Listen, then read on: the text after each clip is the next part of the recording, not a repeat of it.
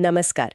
आज हमारे पास ना भारत के इतिहास पर कुछ दिलचस्प स्रोत हैं। हाँ, जो एक लंबा सफर दिखाते हैं। बिल्कुल, मतलब प्राचीन बस्तियों से लेकर सीधे आजादी तक। हजारों साल का फैलाव है इसमें। तो आज कोशिश करते हैं कि इस लंबी कहानी से कुछ बड़े मोड़, कुछ जरूरी बदलाव समझें। हाँ, देखते हैं क्या खास निकलता है। कहानी की शुरुआत तो बहुत पहले है, करीब 7000 ईसा पूर्व। ओह, काफी पहले। हाँ, राजस्थान में खेती के कुछ निशान मिलते हैं तब के। अच्छा। और फिर थोड़ा आगे बढ़ें तो मेहरगढ़ जैसी जगहें, पुरानी बस्तियां, और करीब 2500 ईसा पूर्व तक तो सिंधु घाटी सभ्यता। मतलब हड़प्पा, मोहनजोदड़ो जैसे शहर। हाँ, बाकायदा शहर बस चुके थे। ये तो कमाल है, इतनी पुरानी शहरी सभ्यता। हाँ, और दिलचस्प ये है कि ये शहर कैसे बने, इतने विकसित हुए और फिर बिखर भी गए। हाँ, उनका पतन भी हुआ। और उसके बाद फिर छोटी छोटी, आप कह सकते हैं, टॉपिकल संस्कृतियां उभरी। इतिहास में ये पैटर्न दिखता है। मतलब चीजें बनती हैं, बदलती हैं। हाँ, और कभी कभी खत्म होकर कुछ नया रूप ले लेती हैं। अच्छा, फिर लगभग 1500 ईसा पूर्व, वो वैदिक काल वाला दौर। हाँ, आर्यों का आगमन माना जाता है और ऋग्वेद की रचना। और फिर 1000 ईसा पूर्व तक लोहा आ गया। हाँ, लोहे का इस्तेमाल शुरू हुआ। इसने तो काफी कुछ बदल दिया होगा, है ना? बिल्कुल, सोचिए, लोहे से खेती के औजार वो बेहतर हुए। जंगल साफ करना आसान हुआ होगा। हाँ, बस्तियां फैली और फिर हथियार भी। तो समाज पर, राजपाट पर भी असर पड़ा होगा। जाहिर है, गहरा असर पड़ा। अच्छा, आगे बढ़ते हैं।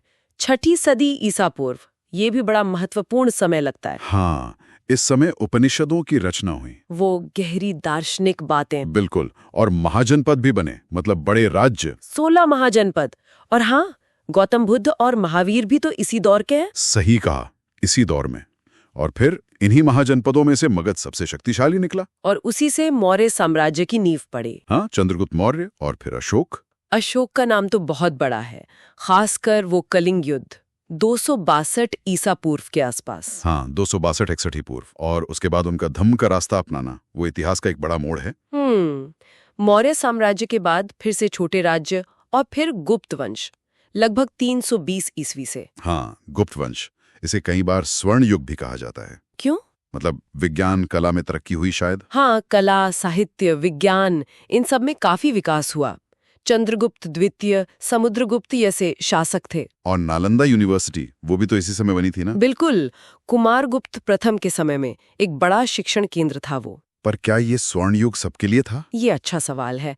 देखिए, स्वर्ण युग शायद सबके लिए एक जैसा न हो, पर हाँ, एक स्थिर शासन और सांस्कृतिक विकास का समय तो ये जरूर था। अच्छा, अब थोड़ा और आगे बढ़ें तो मध्यकाल, तस्वीर काफी बदलती है। हाँ, बाहरी प्रभाव और आक्रमण बढ़ते हैं। जैसे 712 ईस्वी में मोहम्मद बिन कासिम का सिंध आना। वो पहला बड़ा अरबी आक्रमण माना जाता है। फिर महमूद गजनवी के हमले। हाँ, कई बार हुए। 1000 से 1027 ईस्वी के बीच, उसमें सोमनाथ मंदिर वाली घटना 1025-26 काफी चर्चित है। और फिर मोहम्मद गौरी।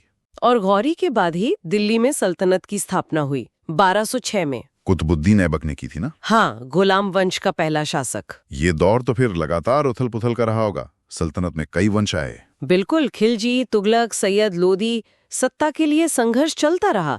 लेकिन इसी में नई प्रशासनिक व्यवस्थाएं, नई संस्कृति का मेलजोल भी हुआ। और दक्षिण भारत में क्या हो रहा था इस समय? दक्षिण में भी बड़े राज्य थे। चोल साम्राज्य बहुत शक्तिशाली था। फिर विजयनगर और बहमनी सल्तनत भी। अच्छा। और फिर वो निर्णायक लड़ाई 1526 पानीपत। हाँ, बाबर और इब्राहिम लोदी के बीच। और बाबर जीत गया।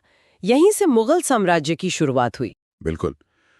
फिर अकबर का दौर आया 1556 to 1605।